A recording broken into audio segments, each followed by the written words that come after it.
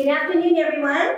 Good afternoon. My name is Catherine King, and I'm the Executive Vice President for University Community. It is my great pleasure to welcome you to the very first event in our new series, Fireside Chat with a Global Citizen, Wisdom, Courage, and Compassion in Action. This series was created to highlight and celebrate individuals who truly embody our university's mission to foster a steady stream of global citizens committed to living a contributive life.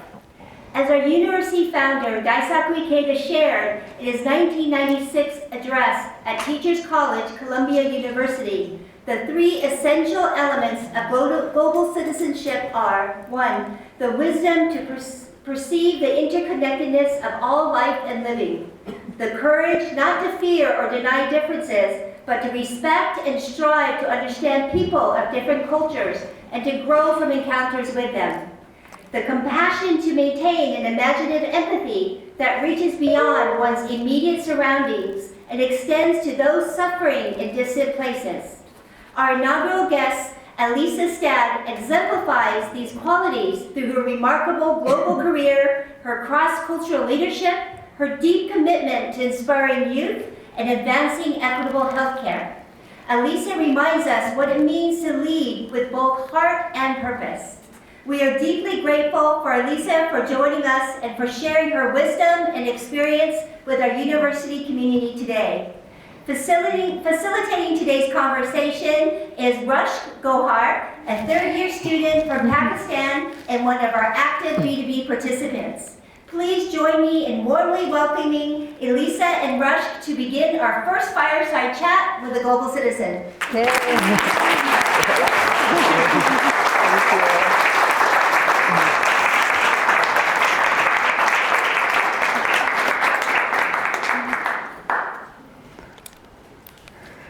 Hello, mic check. Okay. Hi, Elisa. Good, yeah. Hi, how are you? I'm good. How are you? How has your day been? It's been great. I got here this afternoon and got to see the university and meet some of the team here. It's so impressive, the focus on students. Hi, Audrey. It's my niece. On students, the focus on students and the mission that everyone, it seems, whether it's the faculty or everyone behind the scenes or the students, really thinking about global citizenship. So I'm just honored and thank you for the warm introduction to be here today to talk about it, because I think everyone here is a global citizen. So I'm no one special at all, but I'm just one story of many stories in this room. Thank you so much for being here today. You've had such an amazing journey and really lived a life what it means to be a global citizen. Since you brought a few photos to share with us today, maybe we can start from there. Just tell us a bit about your story and some of the experiences that you've had. Okay, so I didn't have the opportunity to go to SUA because it wasn't open when I applied for college. So I got to go to a different school. But I think it started out with my upbringing. I have a parent that is a Vietnamese Chinese refugee, and I have an American father. And so I always felt I was from everywhere or nowhere. And I know there's many international students here, and maybe some of you feel that way being in the United States. So I always, as a child, felt kind of not really knowing where my place was. But I realized it's a superpower, and we will talk about that later. So this picture here, it's a little show and tell, is me and my family. So I'm a mother of 3 kids. And we can go to the next slide really quick. So I went to USC. I have a good friend here who also went to SC with me, a fellow Trojan. So I grew up in Boise, Idaho, so it's in the middle of the country. And there wasn't a lot of diversity. There weren't people that really looked and acted and believed what I believed. But I really found a place when I went to college. And USC was a wonderful place where I met people from different backgrounds, and it was a place where I came in as a pre-med student. And I think this is an interesting topic because I think a lot of us don't know what we want to do when we grow up. Maybe we still don't, right? And I went as a pre-med. I wanted to be a doctor. And then I went another path. I actually fell asleep during a couple midterms because I was maybe too social. And I switched my degree to business. So that's just a little bit about my USC experience. But after school, I went to the Marshall School of Business. I studied global business. And using a little bit of my background, I've always wanted to bring a US company overseas or vice versa. And I felt there was so much opportunity because I had one foot in each world. And I worked in various roles in brand management. I worked for a company in sales called Mule Rubbermaid. I had my own company car, and I was recruited out of college. Then I worked in brand management at Clorox, and they have brands like Glad trash bags and very Sharpie pens, very sexy things. But if you were a marketing major, it was a hot job to get. And everyone had come from business school, an MBA, master's, and I was undergrad. And then my dream job appeared, and I had this opportunity to be the second person on the international team at a brand that LVMH owned. So LVMH is, maybe some of you know, is like Louis Vuitton, Moet Hennessy. They have brands like Dior, Givenchy, Guerlain, and one of them is Benefit Cosmetics, which is in the beauty world. And I was, I think, 23 years old, or 24, 25, and I got the job as the second person on the team. And I really had a sink or swim kind of place. It was very entrepreneurial and had to roll up my sleeves. And within 2 years, I was promoted to the director, and I reported to the CEO. And I helped bring the brand overseas to Korea, to China, to the Middle East, to Russia, to Western Europe. And I was playing above the rim, like one may say. My colleagues were 10 years older than me, but that was my first, kind of my career, and I loved every moment. And I think because I had challenges as a student, figuring out what I wanted to do, there's Warren Buffett, who's an investor, talks about if you want to be in a career that you're happy, you want to tap dance to work. So I literally tap dance to work. Anyone that knows me, I felt like I couldn't believe I had this job. I woke up every day really excited, but it didn't mean I didn't have challenges with, learning. So in this role, I got to move to Hong Kong. I was promoted to the general manager of Southeast Asia. I oversaw a P&L, which is basically like a CEO of a division of the company. And I just, every day just pinched myself. I couldn't believe it. But I had this deep down also passion about going into medicine, which I never fulfilled. So we can continue the quick story. The next slide. So then in Hong Kong, I was based in Hong Kong after San Francisco, and I had a family. And I really felt I had a role in business as a woman, as an executive, being a woman, but also wanting to have a family. And I did consulting for various consumer product companies, and I moved back to San Francisco. So there's the cuties over there. Okay, when I moved back to San Francisco, I knew that I wanted to help people, and I think that was my true intention, despite all the partying in college and all that. But going back to my roots, I wanted to really care in the healthcare arena. So as a young kid, I actually was really sick and in and out of hospitals for asthma, and I basically lived in a hospital. I felt comfort in a hospital with doctors. So when I had my own family, I thought about how can I give back. And I joined the board of UCSF, which is one of the largest and the best medical schools in the country in San Francisco. And I served on the board, but using my marketing skills. So I was able to pivot. I wasn't a doctor, but it was a really beautiful experience of discussing budgets, financials, branding, development. And the hospital got to know me, and I got to know them and know the opportunities. So going back to my East and West culture, I had my 3 kids in Hong Kong, well, one of them, and I was able to deliver them using Eastern modalities like breathing and, less like traditional intervention.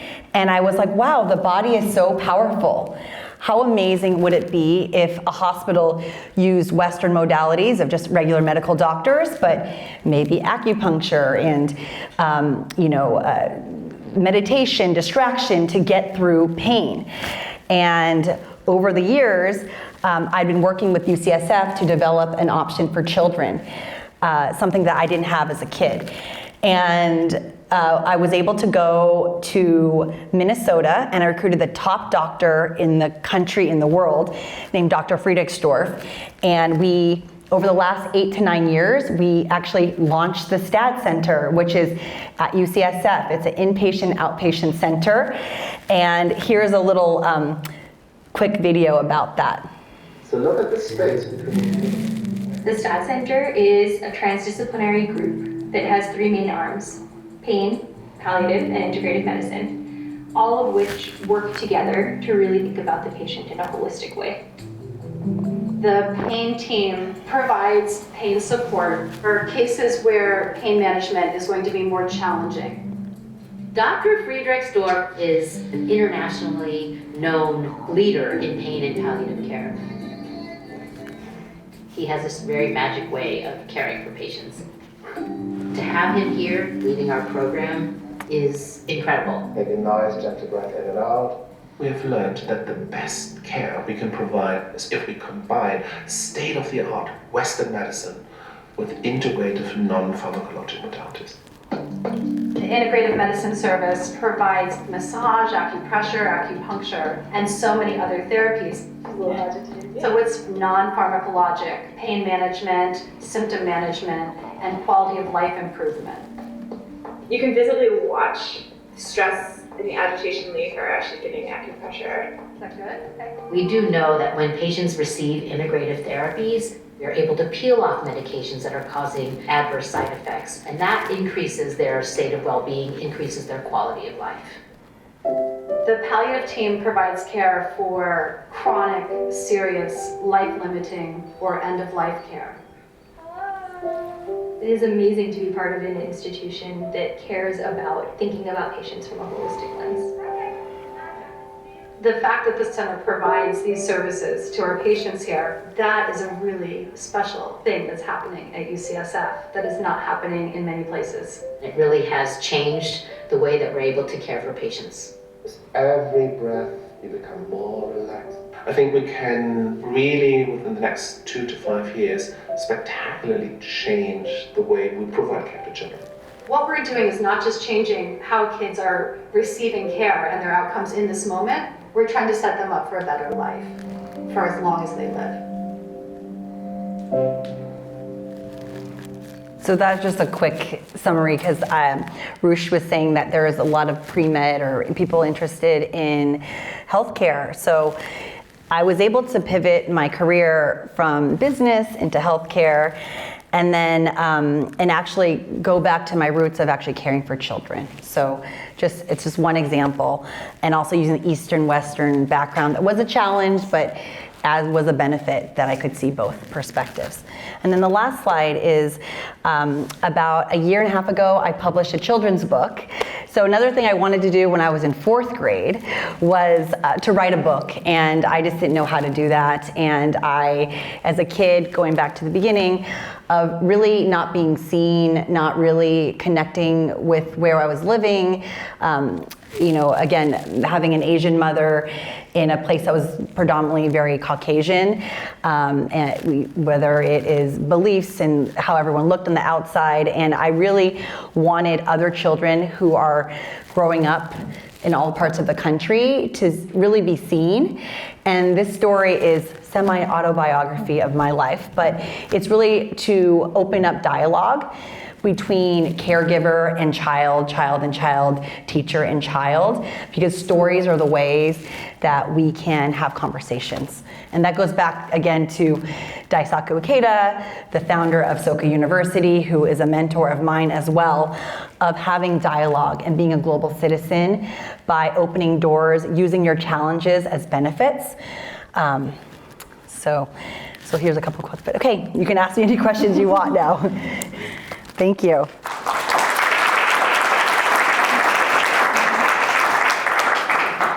Thank you so much for this. This was truly incredible, and I'm sure in just a little amount of time we learned so much about you. And I wanted to start off with the first question about your journey from switching from a very business career, marketing global business, into more of the pediatric space. So was there a specific moment, experience that really led you to shift from one career to another? And do you have any advice for any of our SUA students who might be right now confused as to where they want to go, and if they will have a chance to take such a pivot later on in life? Yes, that's such a good question. I went from wanting to go into life sciences, and it just didn't work out for me because you have to get a 4.0 to get to medical school. So I was like, I don't have a 4.0, so I'm gonna pivot. But I knew my heart, the essence of what I wanted to do was still there, and the fire was still there. I think the big moment for me was when I became a parent, and I know most of the students aren't parents yet, but it's something to think about. And I didn't think about it as a student, about having a career and a family. But when I had a family, when I was working for LVMH, I was on the road 24/7. I'd be in Moscow one day and then Johannesburg literally 24 hours later, if that's even possible. So I would just be on the road, and I could do that. But with a family, I needed to find a career that I could do it all or do it partially. And I wanted to be present for my kids, my husband, and I just had a moment to reflect when I moved back to San Francisco of like how I wanted to spend my time. I had such a great benefit from being an American, living in Asia, and understanding the perspective of two worlds, and multiple worlds, and also being a woman in an executive role at a young age. But now I kind of did it all in a way. What do I do next? And I had my 3 kids, and I'm not bragging, but I delivered them without any drugs. I was able to deliver them, and it's a very painful process. But I really studied Eastern medicine, like the herbs that you take. I stayed home for a month, and I didn't go out. So things like postpartum depression I didn't really have.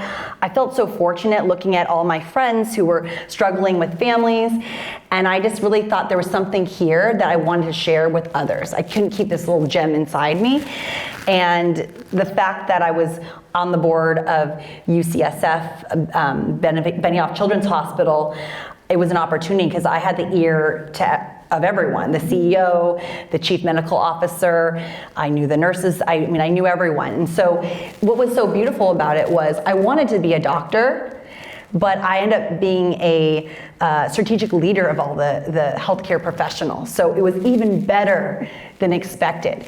So as a student, I think, I took my first job in a sales job. I got whatever job I could get that it was like great for, stepping up an entry-level role, right? I got a company car. Melissa's here. She also worked at the same company. And I remember having friends who worked in consulting and banking, and they made so much more money than I did. And I barely could survive. I had an apartment with 4 people in it. But I realized that these are the learning years and the earning years come later, and they definitely did. But you just have to go, put your head down, get experience, and the rest will follow. Yeah. And that is so beautiful. I love the saying, these are the learning years, but the earning years will come. So yeah, definitely great advice for all of us students. So now moving on to your work at Benefit Cosmetics. So you led teams across Asia, and you collaborated with individuals from very different cultural backgrounds. It's very diverse. So can you share a story that from that experience that really changed the way you thought of leadership? So I, not only did I manage teams in Asia, I was head of international based in a corporate office. So I had to collaborate with almost 52, it was 40 plus 50 countries around the world. So whether it's like language, pricing, just the way we employ, like whether it's the Middle East where women couldn't work back then, in Saudi Arabia. But the biggest learning for me, I would say, was when I was able, so I was promoted to be the general manager. So it's like a big deal. It's like like a president position for a region. And I got to move to Hong Kong, which was my dream. And I actually lived there when I was a little kid, so it was amazing. I actually speak Cantonese, which has been a benefit, even though who would have guessed? And I remember I had my office and I would be in these executive meetings. And at the time, even though it's a cosmetic company, the executives were primarily men, whether they're European or Caucasian or American. They're mostly men that were in the general manager roles. And then the middle management were mostly women who are of the local country. And what I realized, I remember going to the lunchroom and then all the girls were gabbing about the management in Cantonese, and I could just hang with them. And I was like, wow, this is what a benefit. So I felt like a heart-to-heart connection with my colleagues at every level. And then at the executive level, I was fortunate that my CEO, who was my direct report, who I reported directly to, believed in women. And I also learned from him, even though we were part of a huge organization, LVMH, that we really need to empower women. And so I remember when I left my job at the corporate office, I wanted, and I knew I traveled all the time, and there was a woman that was interviewing for the job, and she was a mother. And I thought, oh, we don't want that. Like, why do we want a mother? That she won't be able to travel. And my CEO, who was very forward thinking, was like, no, we actually want mothers. They're very stable and they're dedicated to their work for their children. And so I really woke up there. So those are the two moments, the time in the lunchroom with the team and with hiring my replacement at Benefit. Wow, Yes. that is incredible. Just to learn more about your journey in the corporate world, since, as you mentioned, most of the places that you worked at were definitely very male-dominated in leadership, how do you think you were able to navigate those changes? I just think you have to go to your authentic self, right? I'm an American girl with a Chinese mom, an American dad from California, who grew up in Idaho.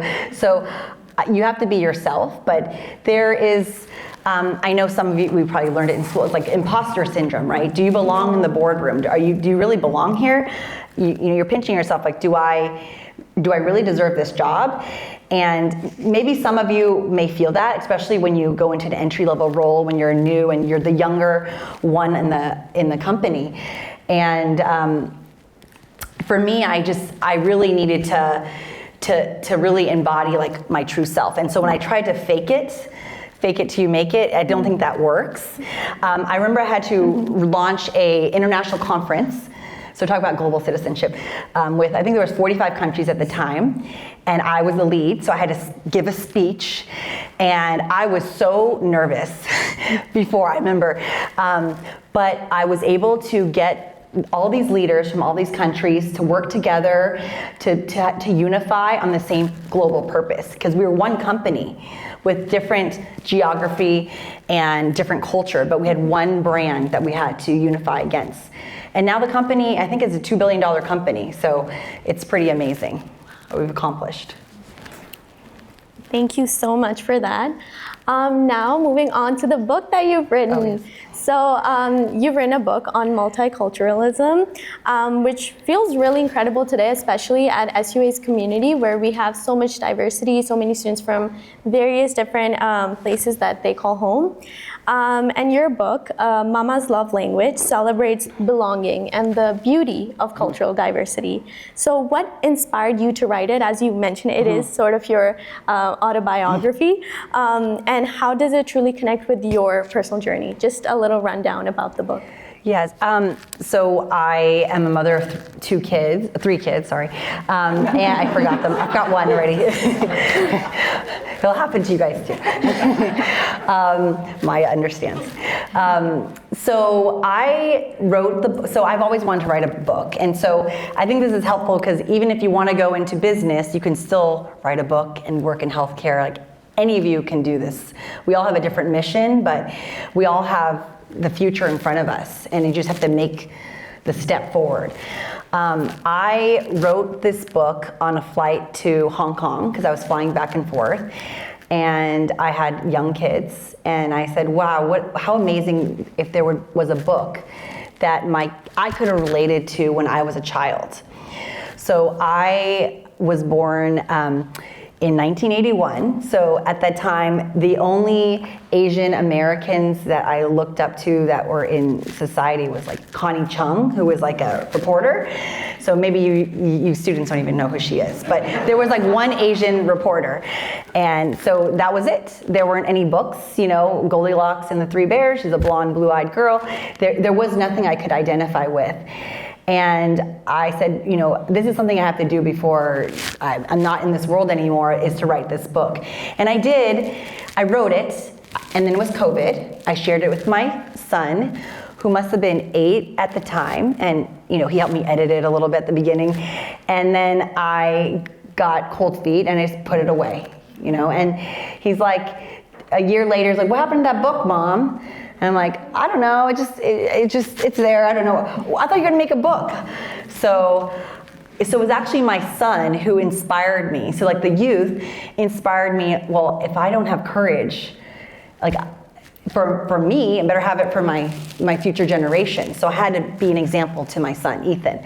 So I got back on the book, I got an editor, and I got it published. It took, a couple years to do, but we got it out in the world, and it also helped me challenge public speaking too, because when you write a book, you have to, I speak to schools all over the country, even the world. I went to France, and I read my book to some of these international schools, and there's 500 kids in a room, K through 8 teachers, and it's just a beautiful experience sharing my story, because you don't know where it relates to whether it's a child or an adult, or and again, my purpose was to create dialogue, which goes back to my mentor, Daisaku Ikeda, which you are also fortunate to be part of this university that values this human-to-human conversation. So that's basically it. Thank you, that was beautiful. Another question I wanted to ask, since we're on the topic of multiculturalism, is since you were working across borders, as we mentioned, like global business, and I'm sure there were lots of moments of cultural surprise, and maybe something went that you were not expecting. Can you recall any of your experiences of that sort, and maybe share what you might have learned from it? Something I was it's like a moment of surprise, working internationally. So I worked, is anyone here from India? No? Okay. Okay. Well, I had to go to India 2 or 3 times, and if any of you, has anyone been to India here? Yeah, okay. So, I went alone as a young woman, by myself to India, and I had to meet with our teams there, and we were opening Sephora in India. And I was in Mumbai and Delhi, and I would, eat dinner with our business partners, and like some people do in India, you get really sick because your stomach's not used to the food. And I remember 2 things about India. One is just learning to survive in any country. I was there by myself, no team members, because we were very entrepreneurial at the time. And I had to represent my company. And I remember speaking with, in India or even in Philippines with department stores to negotiate our margins or space and location. And there was a department store there where it's family owned. So these places, in developing countries, it's family owned. And so I was negotiating the margins, and the head of the department store is like, I have to ask my mom. I'm like, what? You have to ask your mom? This is a business meeting. So it gives you more understanding of, developing countries, how it's run, and maybe, it's still family owned. There is not a clear collaboration. There's a direct line. That, and then just in Hebrew, like chutzpah, like the drive you have to have, the determination to keep going when you are a sales manager or head of a brand. I would meet with our business partner in India because flights are late, and at literally 1 or 2 in the morning at the airport lounge. Like, you just do what you got to do to survive. And I think when you have that tenacity at a young age, it continues throughout life. And it keeps that motor going. So maybe that helped me have 3 kids and write a book and all these things. But if I didn't have the energy to push myself beyond exhaustion at a young age, I don't know if I'd be here. Wow, thank you so much. Before we open for Q&A, I have one last question for you, and that is regarding global citizenship. I would love to know what your ideology is regarding global citizenship and how you think it really plays into your life. So global citizenship, like I said at the very beginning, and Catherine mentioned as well, is here you see the wisdom to perceive interconnectedness of all life. So everything that's happened to me in my life is not an accident. It's all connected. Everything is cause and effect, right? I went to school. I changed my major. I went to a different major. I got this job at international business. I saw the passion. And, so you have to just understand the dots. But when you're young, you don't understand the connectedness.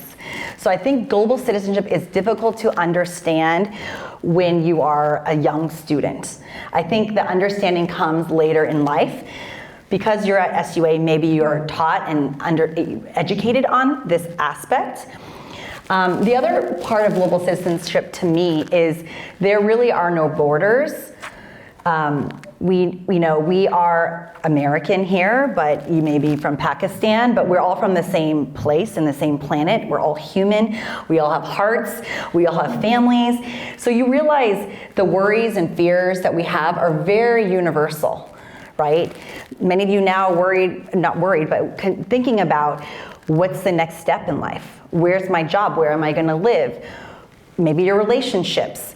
And so it's very universal. So I think global citizenship is something we all have. Like I said, I'm not anyone special here. All of us are global citizens. I think if you can understand the connectedness of each life form and each decision you make, you'll be able to see the world kind of outside of the earth, like in outer space, right? We can see the whole world, and it's not just from an environmental perspective, it's from a humanity perspective. So here it says, the compassion to maintain an imaginative empathy that reaches beyond one's immediate surroundings and extends to sufferings in distant places.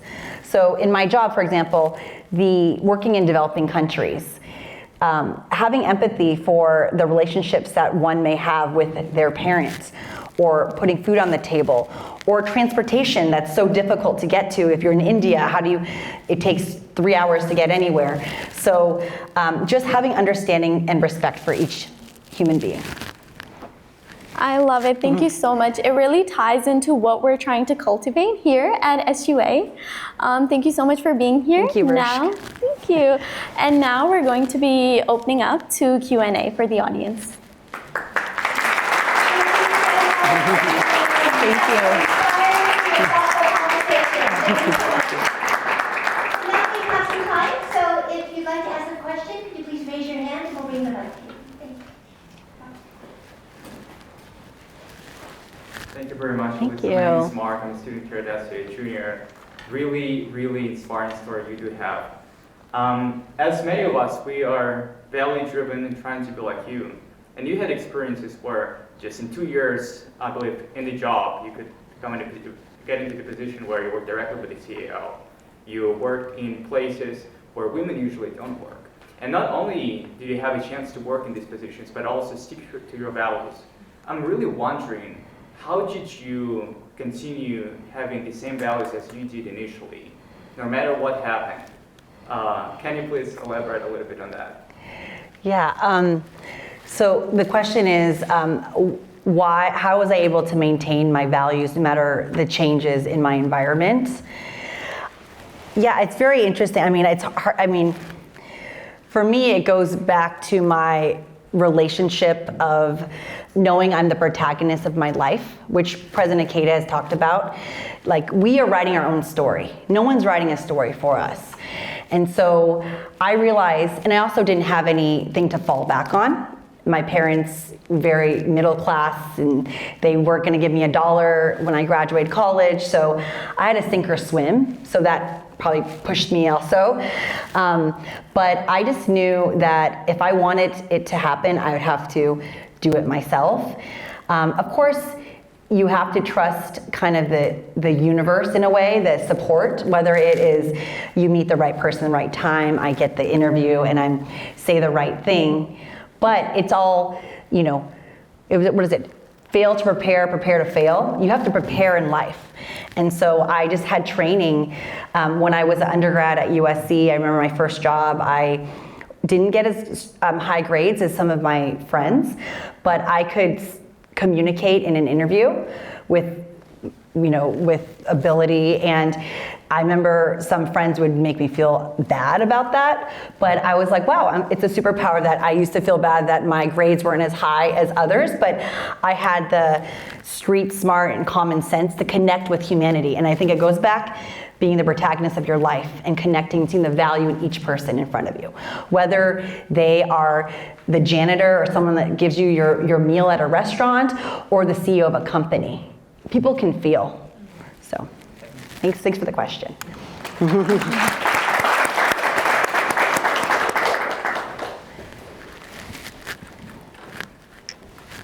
Hello, I'm Vicky, currently a sophomore year at soccer. First of all, thank you so much for your wonderful, sharing your wonderful journey and have a really amazing, meaningful lesson. I have one question. So during your conversation, you mentioned that Daisuke Ikeda as your mentor, and I was wondering why you see Daisuke Ikeda as a mentor, and when was the moment you realized Daisuke Ikeda as a mentor, and how it navigated yourself in your life? Yeah. Okay, that's a good question. When did I see Daisaku Ikeda as my mentor? So I think, so I feel because I was raised around the philosophy of the Soka Gakkai and President Keita in my life. I never met him in my life. I grew up in the middle of the country where there were no Japanese people and we were the only Asians in town. But I knew from my family upbringing that I could do anything, even if it seemed I didn't know what was gonna happen at the end. So I just knew I had to make it work. And I think, our parents are, the past generations are examples. My mom is one of 12 kids. She grew up in poverty in Vietnam. My grandfather was a waiter for French people in Vietnam, when the war was happening. And she was able to come to this country, my grandmother having 12 children, and build a life for herself. So I think we learn from our parents, but also from the philosophy of Daisaku Ikeda. And it's a philosophy of life. I don't see it as a religion. I feel his example, looking around the room, if you guys look, like there's Nelson Mandela, Rosa Parks, like Linus Pauling. He was a normal human being, just like me and you. And he opened his heart and had the courage to connect with them, because they didn't, there was no internet, as much internet back then, right? So to say, hey, let's have a dialogue about peace.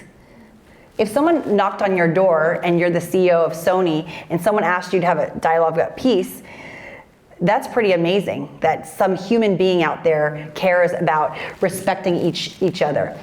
To answer your question about when did I find him as my mentor, I don't have like a specific moment, but about 2 years ago, I went to Japan with this woman back there, Wendy Clark. I'm gonna cry. And Keiji, and sorry. And we got to go to this place called Kanagawa, and it's when President Ikeda, he stepped down from the SGI and he started writing. And because he believed, he just focused on the members, just like how everyone at Soka University cares about the students. It wasn't about him and his ego, about being in a high position. He stepped down for the members, just like I think everyone here would step anyway for students like you. And when I was there, I was just moved, just looking at, he was looking at the ocean. We have the ocean a couple 20 minutes away right here. But, and the ocean is connected, the interconnectedness, going back, the wisdom to perceive the interconnectedness of life. And it was about 18 months ago, and I really felt that interconnectedness, the vision that he had for education, that if you don't have a philosophy of how to treat others, and you don't start with young people and students, we're never gonna change this world, because it's always gonna be about me, me, me. And it's not a Japanese thing, really. It's a humanity thing. So, I mean, if you look at around the room, all these names around here that President Ikeda has met with, it's mind-blowing. So I think all of us should step up in our lives and be the President Ikeda and be our own mentor and have dialogues with really important people, or non-important, common people, because the most, we're like extraordinary, ordinary people. So I guess that's my moment, but I'm just very touched that you've asked me to speak today. And thank you, Mrs. Clark.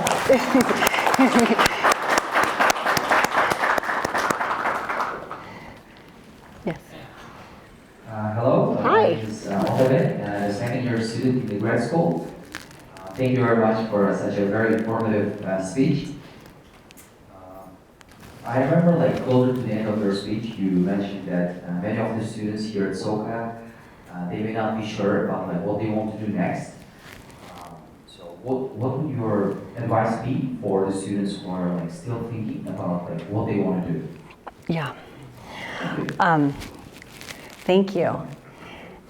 So I think you have to try life out to know what you want, and you can make mistakes. So when I was a student, between my sophomore and junior year, I had an internship, and then I had another internship, and during the summers, at school I really focused on my education and focusing on my academics and some social life too, but really in the summer. So I think you have to, and there I was able to, be part of an organization that was not an organization that I'm used to, and deal with difficult people. Because I think in life, whatever career you take, whether you go and get a PhD and become a professor or go work in the private sector, life is a human game, right? You have to work with people. If you're a scientist, you still have to propose your request from to get funding. But I think no matter what, we have to work with humans, right? So I think just try. I understand you're a master's. What are you studying? Educational leadership and societal change. Amazing. Educational leadership and societal change. So in that world, and education touches everyone. And like I just met with Mary earlier, and she does bridges to business. And I know many of the students here, business, like capitalism, but business is part of everything, whether you are running a nonprofit or working at a university or working at a hospital as a doctor. You still need to know how things are run, how to pay bills. So my suggestion is, while you can make mistakes while you're young. Even if you take a job for a year or two that isn't your dream job, take it and learn. And remember, back to the learning years. Focus on the learning years, because the earning years will 100% come. If you prove yourself indispensable. Yes. Thank you.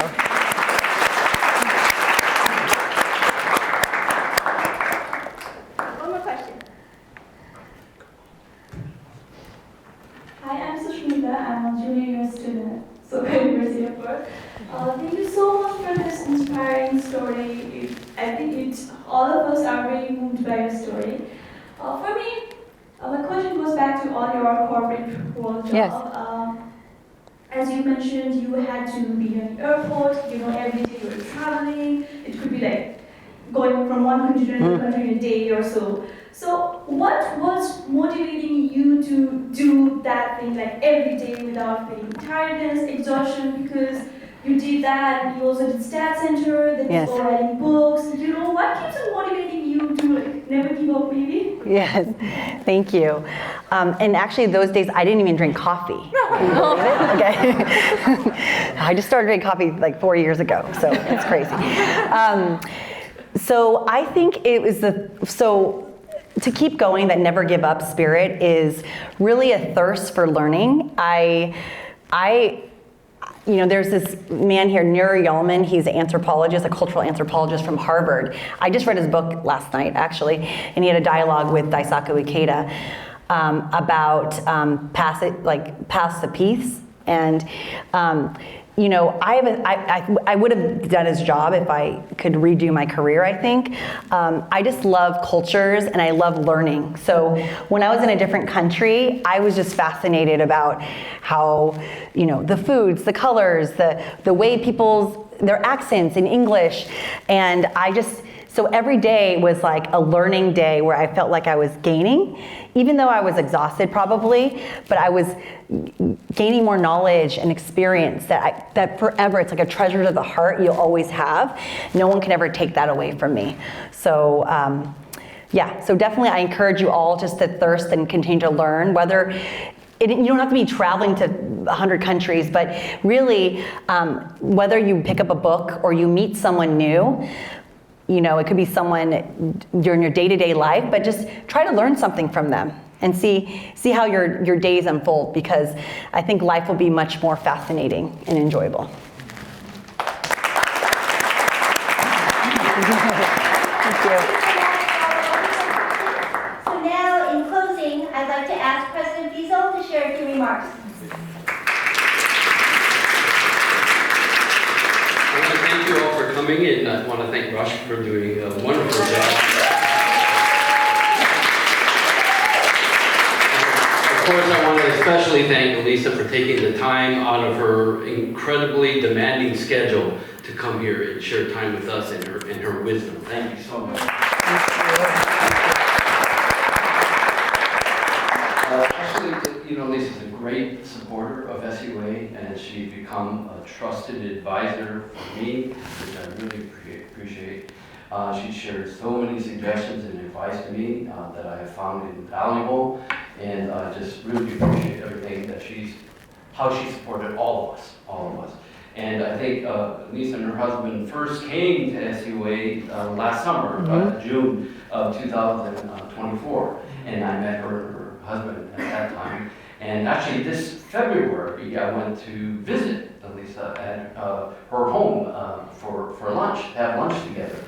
And a few days before I went there, I got a message from her, and she said, would you mind if I invited Orlando Bloom? I said, no, I don't.